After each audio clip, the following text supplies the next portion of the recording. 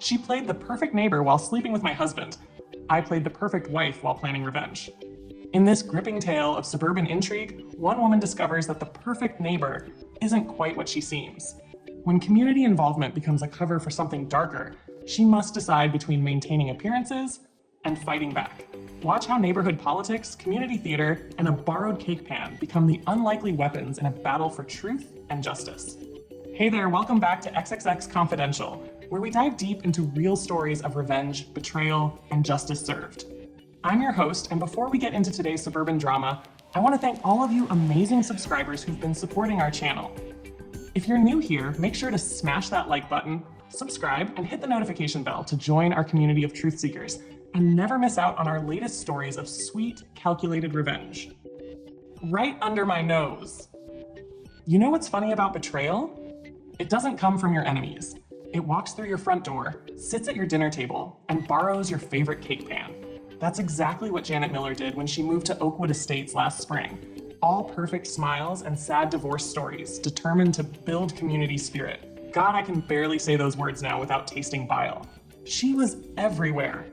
The coffee shop where she'd accidentally bump into my husband, Tom, during his morning coffee run. The community center where she just had to schedule those late night planning sessions.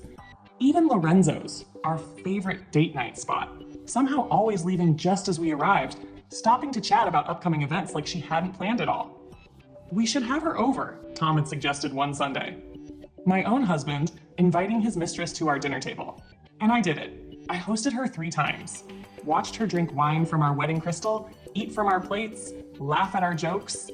She even borrowed my Williams-Sonoma cake pan, the one Tom gave me for our anniversary. Returned it with cookies for his office, playing the perfect neighbor. Looking back, the signs were obvious. 11 years of marriage, and I watched it unravel like a sweater caught on a nail. Thing is, when you're standing in the middle of your life, you don't see the pattern forming around you. You see pieces, moments that don't quite fit, but your brain files them away under not possible. It started with community theater. My husband, who'd spent a decade calling it suburban Shakespeare, suddenly couldn't wait to build sets every weekend. Janet was directing A Streetcar Named Desire. Should have known something was up right there. A play about lies and delusion. Real subtle, Janet. Then came the cologne, the one he claimed his sister Kate gave him for Christmas. Funny how Kate looked confused during our monthly FaceTime when I mentioned it. I gave him a Home Depot gift card, she'd said. I filed that away too, under things that don't make sense but I'm too scared to question. The phone became his third arm, always buzzing with work emails that made him smile at his screen. Taking calls in the garage where I couldn't hear. Password changed from our anniversary date to fingerprint because of corporate security. Yeah, corporate security. That's what you call hiding messages from your wife these days. The strategic planning.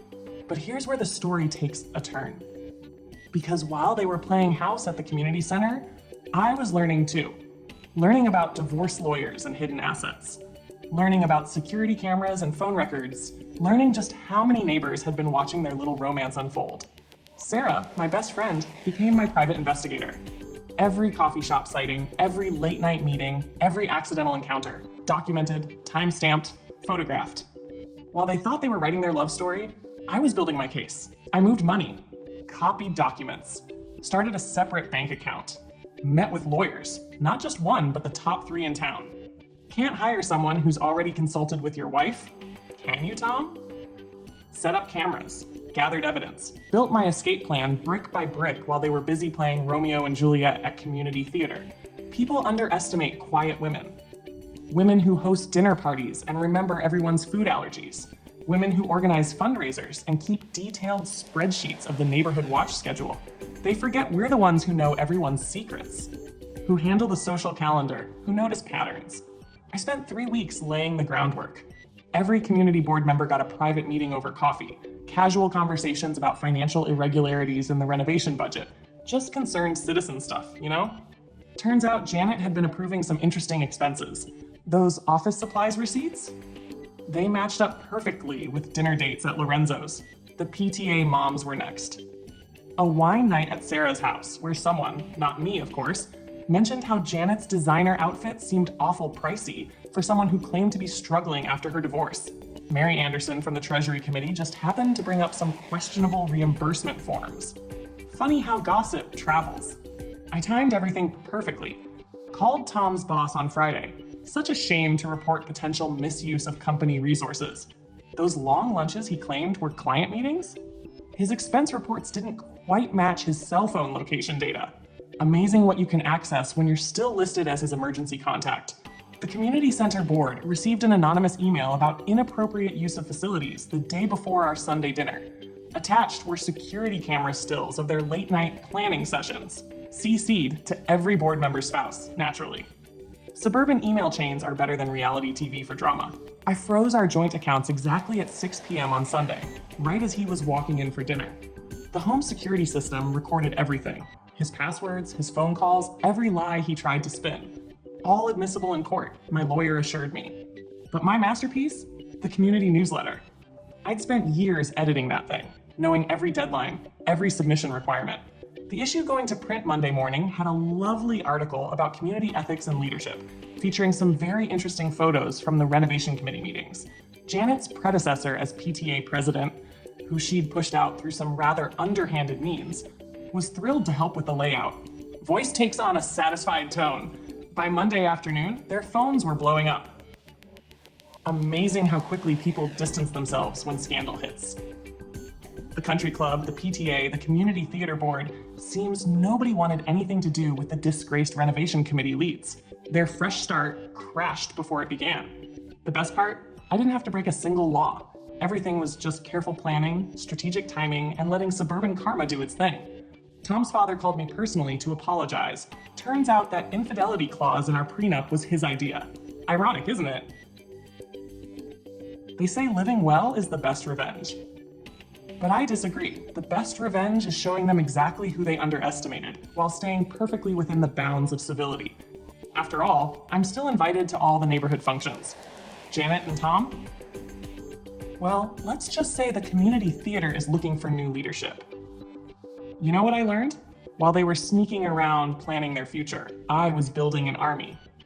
Every neighbor they fooled, every friend they lied to, every community member they deceived, they all became my witnesses, my supporters, my vindication squad. In trying to fool everyone, they forgot the cardinal rule of suburban life. The community always picks the side of the person who brings the best rolls to potlucks, and I make a killer casserole. Tonight's Sunday dinner, pot roast, his favorite, just like I made on our third date. He doesn't know about the divorce papers in my Kate Spade bag, or that Sarah's parked around the corner with my overnight bag. Doesn't know our joint credit cards are already canceled, or that his office key card won't work tomorrow. 11 years. 11 years I gave him, and he threw it away for coffee dates and community theater. But here's the thing about suburban life. Secrets don't stay secret. And I'm about to remind both of them that hell hath no fury like a woman who's had time to plan. That's it for today's story of suburban warfare and perfectly planned revenge. What would you have done in her situation? Let us know in the comments below. Don't forget to hit that like button, subscribe to XXX Confidential, and ring that bell for more stories of revenge served with style. Thanks for watching, and remember, sometimes the quietest person in the room is the one you should watch out for.